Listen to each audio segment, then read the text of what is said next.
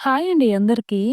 ఈ గుడైతే నెల్లూరులోని ఇందుకూరుపేట మండలంలోని గంగపట్నం అనే గ్రామంలో వెలిసిన శ్రీ శ్రీ చాముండేశ్వరి అమ్మవారి ధ్వజస్తంభ వేడుక అయితే ఇది. మేమైతే నిన్నెళ్ళాము. సండే కదా! అందుకని అక్కడికైతే వెళ్ళాము.